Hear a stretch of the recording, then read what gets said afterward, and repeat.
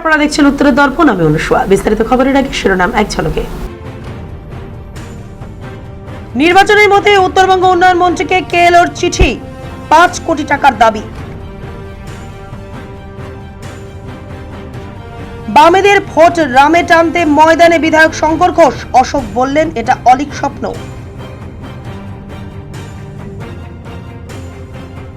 বিয়ে বাড়িতে গিয়ে ধর্ষণ করা হলো নাবালিকাকে।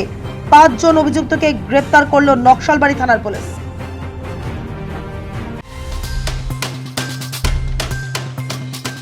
এখন সংবাদ বিস্তারে। উত্তরবঙ্গ উন্নয়ন মন্ত্রী উদয়ন গুহকে হুমকি দিয়ে চিঠি কেএলওর 10 দিনের মধ্যে 5 কোটি টাকা চেয়ে বুধবার সকালে একটি হোয়াটসঅ্যাপ নম্বর থেকে ওই হুমকি চিঠি দেওয়া হয় মন্ত্রীকে, আর তাতেই শোরগোল পড়ে যায় রাজনৈতিক মহলে। জানা যায়, বুধবার সকালে কেএলও লেটার প্যাডে লেখা একটি চিঠি এসে পৌঁছায় মন্ত্রীর হোয়াটসঅ্যাপ নম্বরে। সেখানে লেখা রয়েছে, গত 1993 সাল থেকে তারা যুদ্ধ চালিয়ে আসছেন। তার সহযোগিতা করার জন্য আগামী 10 দিনের মধ্যে 5 কোটি টাকা দেওয়ার আবেদন জানানো হয়েছে। চিঠির বিষয়টি প্রকাশ্যে আসতেই হইচই পড়ে গিয়েছে পুলিশ মহলে। ইতিমধ্যেই এই বিষয়টি কোচবিহার পুলিশ সুপারকে জানিয়েছেন মন্ত্রী। এদিন শিলিগুড়িতে সংবাদ মাধ্যমে মন্ত্রী উদয়ন গুহ বলেন, কেএলওর একটি সংগঠনের নামে এই চিঠি এসেছে। এটা আসল না জাল তা এখনো জানা নেই। তবে কেউ যদি ভাবে নির্বাচনের আগে এ ধরনের চিঠি দিয়ে তাকে ভয় পাইয়ে আটকে রাখা যাবে, তা কখনোই সম্ভব নয়।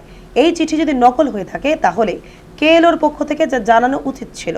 তবে পুলিশের একাংশের দাবি, বেশ কিছুদিন ধরেই টাকা চেয়ে এ ধরনের হুমকি চিঠি অসম বাংলা সীমান্তের বক্সিরহাট, কামাখ্যাগুড়ি, বারোবিশা এলাকায় প্রতিষ্ঠিত ব্যবসায়ীদের কাছে যেমন আসছে, তেমনই রাজনৈতিক ব্যক্তিত্বদের কাছেও এসেছে।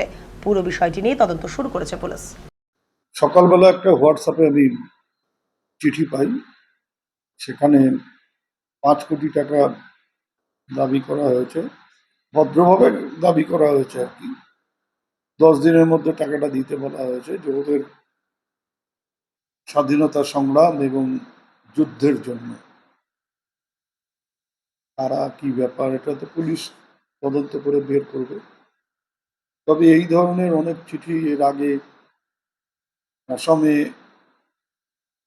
বিজনেসম্যান এবং কিছু পলিটিক্যাল লিডারকেও দেওয়া হয়েছে,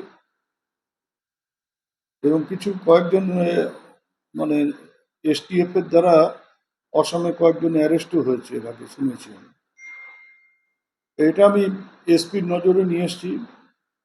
আমি আজকে অফিসে যাব, অফিসে গিয়ে এই ব্যাপারে একটা লিখিত কমপ্লেন করব দিনাটার আইসির কাছে।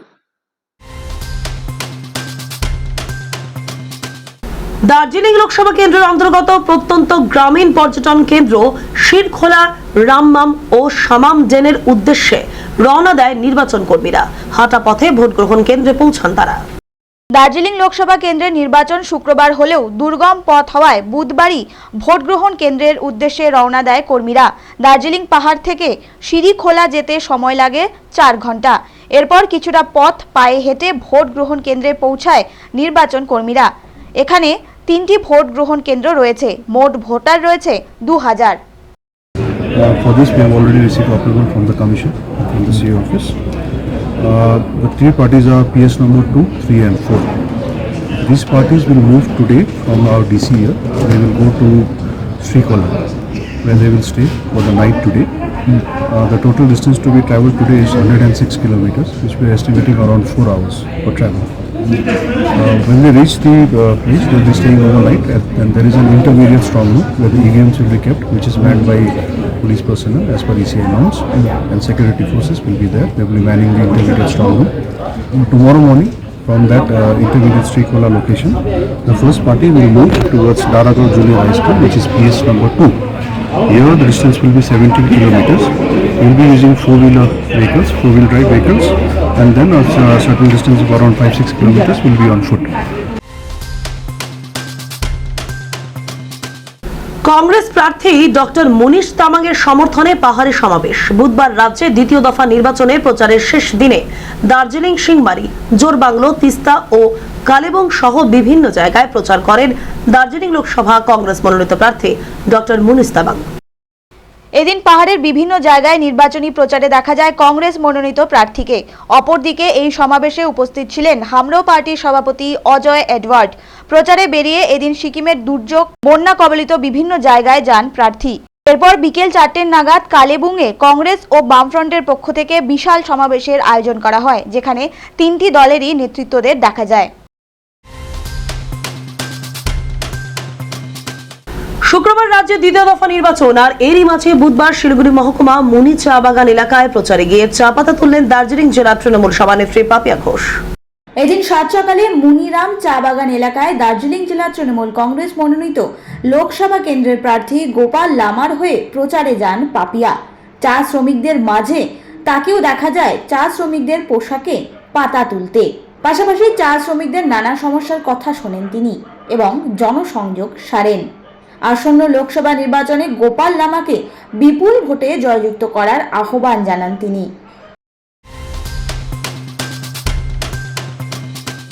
শিলিগুড়ি কলেজে তৈরি হয়েছে ডিসিআরসি সেন্টার। ভোট কর্মীদের যাতে সুষ্ঠুভাবে ভোট কেন্দ্রে পৌঁছাতে পারে তার জন্যই চলছে চূড়ান্ত পর্যায়ের প্রস্তুতি। পশ্চিমবঙ্গের 3টে লোকসভা কেন্দ্রের আগামী শুক্রবার রয়েছে দ্বিতীয় দফায় নির্বাচন। বুধবার তার শেষ প্রচার। ফলে প্রচারের আগে কোনো খামতি রাখতে চাইছে না শাসক দল থেকে শুরু করে বিরোধী দলগুলো। কোন এলাকাগুলিতে ভোটারদের কাছে কম পৌঁছতে পেরেছে সেই জায়গাগুলো চিহ্নিত করে সকাল থেকেই ভোট প্রচারের পাশাপাশি ভোটারদের সঙ্গে কথা বলছে বিভিন্ন দলের কর্মীরা। অন্যদিকে শিলিগুড়ি কলেজে তৈরি হয়েছে ডিসিআরসি সেন্টার। দার্জিলিং লোকসভা আসনে রাজ্যের শাসক দল তৃণমূল কংগ্রেসকে পরাজিত করতে এবার বাম কর্মী সমর্থকদের বিজেপি সমর্থনের আবেদন জানালেন শিলিগুড়ির বিজেপি বিধায়ক তথা বিজেপির রাজ্য সম্পাদক শঙ্কর ঘোষ। তবে এই আবেদন সম্পূর্ণভাবে নাকচ করলেন বাম নেতা অশোক ভট্টাচার্য। এই বিষয় নিয়ে রাজনৈতিক মহলে বিতর্কের সৃষ্টি হয়েছে। রাজু বিস্তার সমর্থনে কেন্দ্রীয় নেতা মন্ত্রীদের প্রচারে এনেও সেই আসন জেতার ব্যাপারে নিশ্চিত হতে পারছে না বিজেপি বলে মনে করছে রাজনৈতিক মহলের একাংশ। এবার এই আসনে কঠিন লড়াইয়ে জয়ের জন্য বামেদের ভোটের দিকে তাকিয়ে রয়েছে বিজেপি। বুধবার শিলিগুড়িতে সাংবাদিক সম্মেলন করে শঙ্কর ঘোষ বলেন, গত লোকসভা আসনে এই কেন্দ্রে 4র্থ স্থান পেয়েছে বাম, 3য় স্থানে ছিল কংগ্রেস। ভোট খুবই সামান্য, কিন্তু যেভাবে কংগ্রেসের হাতে তামাক খেয়ে তারা জোট করছে তাতে বামপন্থীদের উচিত কংগ্রেসকে ভোট না দিয়ে বিজেপিকে ভোট দেওয়া। তাই আমি আবেদন জানিয়েছি বিজেপিকে সমর্থন করুন। প্রথম পর্বের যে নির্বাচন হয়েছে সেখানে আমরা কিছু কিছু ক্ষেত্রে বিক্ষিপ্ত অশান্তি ইত্যাদি দেখেছি। তো স্বাভাবিকভাবেই শিলিগুড়ি সহ সারা দার্জিলিংয়ে কোনো ধরনের হিংসা বা বিক্ষিপ্ত হিংসা এ ধরনের ঘটনা না ঘটুক এটাই চাইব। এবং আমাদের সাধারণত আমাদের দার্জিলিং লোকসভা কেন্দ্র বা আমাদের দার্জিলিং জেলা অন্যান্য লোকসভা কেন্দ্র বা জেলা থেকে শান্ত হিসাবে পরিচিত। যদিও একটি বিধানসভা কেন্দ্রে বেশ কিছু উত্তেজনা তৈরি হয়েছে, সেটি হচ্ছে চোপড়া, যা দার্জিলিং লোকসভা কেন্দ্রের অভ্যন্তরে পড়ে। আমি আশা রাখবো যে নির্বাচন কমিশন নিশ্চিতভাবে এ ব্যাপারে খেয়াল রাখবেন যাতে নির্বাচন শান্তিপূর্ণ। যদিও এই বিষয়ে অশোক ভট্টাচার্য বলেন, বিজেপি একটা ফ্যাসিস্ট দল, তাকে সমর্থন করার কোনো প্রশ্নই ওঠে না। বিজেপি ও তৃণমূল একে অপরের পরিপূরক, তাই ওই মন্তব্য ধিক্কার জানাই। বামেরা বিজেপিকে ভোট দেওয়ার ওরা সম্পূর্ণভাবে প্রত্যাখ্যান করছে। আমাদের মূল লড়াই হচ্ছে বিজেপি একটা ফ্যাসিস্টিক দল এবং এই দল গণতন্ত্র মানে না, সংবিধানকে ধ্বংস করতে চাইছে এবং ভারতবর্ষকে আরো পিছিয়ে দিতে চাইছে। এবং যারা সম্পূর্ণভাবে আমাদের দেশের যে পরম্পরা, আমাদের দেশের যে সম্প্রীতির যে একটা ইতিহাস, সেটাকে ধ্বংস করতে চাইছে। এবং নরেন্দ্র মোদী, যিনি এদের কাছে হচ্ছে ভগবান, তিনি হচ্ছেন ভারতের ইতিমধ্যেই প্রায় 80% একনায়কতন্ত্র প্রতিষ্ঠা করে ফেলেছেন এবং তার বাকি আছে দেশে ফ্যাসিবাদী রাষ্ট্র প্রতিষ্ঠা করা। এদের বিরুদ্ধে সর্বাত্মক লড়াই, শুধু ভোটের লড়াই নয়, ভোটের পরেও মতাদর্শগত সাংস্কৃতিকভাবে এদের বিরুদ্ধে বামেদের লড়াই অব্যাহত থাকবে। পারিবারিক বিয়ের অনুষ্ঠানে এসে গণধর্ষণের শিকার হলো 17 বছর বয়সী এক নাবালিকা। ঘটনায় ইতিমধ্যেই 5 জনকে গ্রেপ্তার করেছে পুলিশ। ঘটনাকে ঘিরে ব্যাপক চাঞ্চল্য ছড়িয়েছে নকশালবাড়ি এলাকায়। জানা গিয়েছে, গত সোমবার মাটিগাড়া থেকে পারিবারিক বিয়েতে নকশালবাড়িতে এক চা বাগানে আসে নাবালিকা।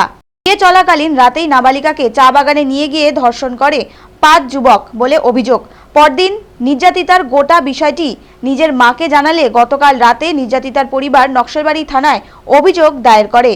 অভিযোগের ভিত্তিতে তদন্তে নেমে 5 যুবককে গ্রেফতার করেছে নকশালবাড়ি থানার পুলিশ। ধৃতদের নাম দীনেশ, দর্পণ, অনুপ, রেবাতুষ ও আশিস। প্রত্যেকে 7 ভাইয়া চা বাগানের বাসিন্দা। তাদের বিরুদ্ধে পস্কো ধারায় মামলা রুজু করে হেফাজতে নিয়ে পুরো ঘটনায় তদন্ত শুরু করেছে পুলিশ। হারিয়ে যাওয়া একটি ব্যাগ ও নগদ টাকা উদ্ধার করে প্রকৃত মালিকের হাতে তুলে দিল প্রধাননগর থানার সাদা পোশাকের পুলিশ। ব্যাগ ফিরে পেয়ে খুশি ওই মহিলা। জানা যায় রবিনা খাতুন নামের এক মহিলা চলতি মাসের 22 তারিখে চম্পাশরীর দিকে যাচ্ছিল। সেই সময় তার কাছ থেকে একটি ব্যাগ হারিয়ে যায়। সেই ব্যাগে ছিল 1,08,000 নগদ টাকা, 2টো মোবাইল ফোন ও কিছু গুরুত্বপূর্ণ নথি। সেদিনই প্রধাননগর থানাতে লিখিত অভিযোগ দায়ের করেন ওই মহিলা। সেই অভিযোগের ভিত্তিতে এলাকার সমস্ত সিসিটিভি ক্যামেরা খতিয়ে দেখে এক ব্যক্তির কাছ থেকে ওই ব্যাগ উদ্ধার করে প্রধাননগর থানার সাদা পোশাকের পুলিশ। বুধবার ওই সামগ্রী সহ ব্যাগ রবিনা খাতুনের হাতে তুলে দেয় পুলিশ। পুলিশকে ধন্যবাদ জানান তিনি। कदम क्लास से चंपाशेरी जा रहे थे, वो लाइन में जा रहे थे डॉक्टर दिखाने बाबा जी को। अच्छा। तो वही बीच में मेरा बैग गिर जाता है और तुरंत मैं सर को खबर करती हूँ। सर लोग जाता है, जाके मेरा बैग। आपके बैग में कब ये हुआ था? ये घटना कब हुआ था? वो 22 तारीख। 22 तारीख को क्या क्या था आपके बैग में? मेरे बैग में 1,08,000 था और 2 मोबाइल, एक टैक्सीशन था। প্রচারের শেষের দিন কর্মীদের প্ররোচনায় পা না দিয়ে নির্বাচন শান্তিপূর্ণ করানোর বার্তা দিলেন তৃণমূল নেতৃত্বরা। বুধবার বিকেলে শিলিগুড়িতে একটি সাংবাদিক বৈঠক করেন উত্তরবঙ্গ উন্নয়ন মন্ত্রী উদয়ন গুহ, দার্জিলিং জেলা তৃণমূলের সভানেত্রী সহ অন্যান্য তৃণমূল নেতৃত্বরা। এদিন সাংবাদিক বৈঠক করে পাপিয়া ঘোষ ও উদয়ন গুহ বলেন, প্রায় 1.5 মাস ধরে বিভিন্ন জায়গাতে দার্জিলিং লোকসভা কেন্দ্রের প্রার্থী গোপাল লামার সমর্থনে দিনরাত প্রচার চালিয়েছে তৃণমূল নেতাকর্মীরা। তারা যাতে কোনো প্ররোচনায় পা না দেয় তার বার্তা দিলেন তারা। নির্বাচন যাতে শান্তিপূর্ণ হয় সেদিকেও নজর রাখার বার্তা দেওয়া হয়। এদিন মন্ত্রী উদয়ন গুহ বলেন, প্রথম দফা নির্বাচনের উত্তরবঙ্গের 3টি কেন্দ্রে তৃণমূলের জয় হবে। দার্জিলিং আসনেও এগিয়ে আছে তৃণমূল বলে তার দাবি। তিনি আরো বলেন, এবার মহিলারা এগিয়ে এসে স্বতঃস্ফূর্তভাবে ভোট দিয়েছেন, এর কারণ লক্ষ্মীর ভান্ডার। অন্যদিকে বিজেপির পক্ষ থেকে লক্ষ্মীর ভান্ডার বন্ধ করে দেওয়ার হুমকি দেওয়া হচ্ছে। মানুষ বুঝে গেছে কারা উন্নয়ন করতে পারবে, ফলে মানুষ তৃণমূলকে ভোট দিয়ে জয়যুক্ত করবে বলে তিনি নিশ্চিত। নিজের ভোট নিজেকে দেওয়ার বার্তা দেন পাপিয়া। বিজেপির এক নেত্রী কুচবিহারে দিনাটায় বক্তব্য রাখতে গিয়ে পরিষ্কারভাবে বলেছিলেন যে তারা যদি 35টি আসন পশ্চিমবাংলায় পান, 42টির মধ্যে 35টি আসন পান, তাহলে 3 মাসের মধ্যে লক্ষ্মীর ভান্ডার পশ্চিমবাংলায় বন্ধ করে দেবে। দুটো জিনিস, একদিকে বাড়িতে বাড়িতে গ্রামের মহিলাদের কাছে গিয়ে বলছেন যে বিজেপি যদি পশ্চিমবাংলায় ক্ষমতায় আসে তাহলে লক্ষ্মীর ভান্ডার বাড়িয়ে 3,000 করবে। আরেকদিকে তাদের নেত্রী সেখানে বক্তব্য রাখতে গিয়ে বলছে যে 3 মাসের মধ্যে আমরা লক্ষ্মীর ভান্ডার বন্ধ করে দেব। এই ব্যাপারে মহিলারা কিন্তু একেবারে সরাসরি ওদের এই যে দ্বিচারিতা, ওদের এই বিভ্রান্তি সৃষ্টি করা, ওরা যে মানুষকে ভাওতা দেওয়ার যে প্রচেষ্টা, সেটাকে বানচাল করেছে বলেই আমরা মনে করি এবং আমরা বিশ্বাস করি আমাদের 2019-এ উত্তরবঙ্গে যে ফলাফল হয়েছিল সেখান থেকে বেরিয়ে এসে এবার একটা রেকর্ড সংখ্যক আসন আমরা আমাদের নেত্রীর হাতে তুলে দিতে পারবো। চুরি যাওয়া বাইক 24 ঘন্টার মধ্যে উদ্ধার করে অভিযুক্তকে গ্রেপ্তার করলো শিলিগুড়ি মেট্রোপলিটন পুলিশের নিউ জলপাইগুড়ি থানার পুলিশ। জানা যায় মোটর বাইকে তালা মেরে রাস্তায় পার্কিং করে 10 মিনিটের জন্য কাজের থেকে ফিরে আসতেই দেখতে পান বাইক উধাও। ঘটনা ঘটে 15 এপ্রিল শিলিগুড়ি মেট্রোপলিটন পুলিশের নিউ জলপাইগুড়ি থানার ভালোবাসা মোড় রাধাকৃষ্ণ মন্দির এলাকায়। এরপর দীর্ঘক্ষণ খোঁজাখুঁজির পর অবশেষে মঙ্গলবার নিউ জলপাইগুড়ি থানায় লিখিত অভিযোগ দায়ের করে লক্ষণ মাঝি। ঘটনায় অভিযোগ দায়ের হতেই গোপন সূত্রে খবরের ভিত্তিতে দীপঙ্কর ভক্ত নামে এক যুবককে গ্রেফতার করে পুলিশ। 24 ঘন্টায় বাইকটি খুঁজে পাওয়ায় খুশি বাইক মালিক। 15 তারিখ চড়ক পূজা দেখতে গিয়ে ওইখানে আমরা প্রায় 8:30 নাগাদ ওইখানে বাইকটা পার্ক করেছিলাম, ফ্যামিলিকে নিয়ে গেছিলাম। তো ওইখান থেকে কি হয়েছে, বাইকটা যখন ফিরে আসে দেখি কিছুক্ষণ পরে বাইকটা নাই। তো একটু আমরা বন্ধু বান্ধব মিলে একটু খুঁজলাম আশেপাশে, তো বাইকটা একটাই অপশন ছিল আমার কাছে, তো যেটার জন্য একটু মানে শরীরটা খারাপ হয়ে গেছে, আমার কন্ডিশনটা ঠিক ভালো হলো না। তো আফটার কিছুদিন পরে আমি এটা ইয়ে করলাম, মানে কমপ্লেন রেজ করলাম কালকে আফটার বডি ফিট হওয়ার পরে।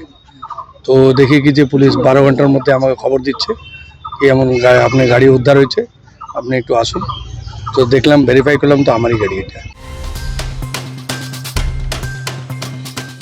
ফের পথ দুর্ঘটনা বাগডোগরায়। শিলিগুড়ির উদ্দেশ্যে যাওয়ার সময় নিয়ন্ত্রণ হারিয়ে উল্টে গেল পিকআপ ভ্যান। ঘটনায় চাঞ্চল্য এলাকায়।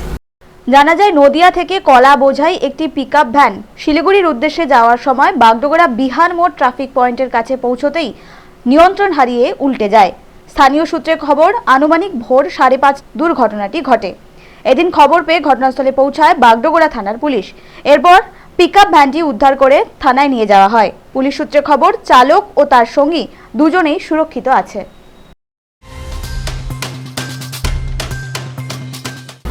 শেষ করার আগে খবরের শিরোনাম আরো একবার। নির্বাচনের মধ্যে উত্তরবঙ্গ উন্নয়ন মন্ত্রীকে কেএলওর চিঠি, 5 কোটি টাকার দাবি। বামেদের ভোট রামে টানতে ময়দানে বিধায়ক শঙ্কর ঘোষ। অশোক বললেন, এটা অলীক স্বপ্ন।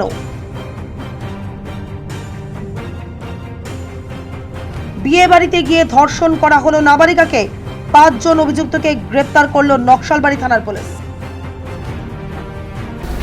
এখনকার মতো এই পর্যন্তই। দেখতে থাকুন উত্তরের দর্পণ, উত্তরের প্রাণস্পন্দন।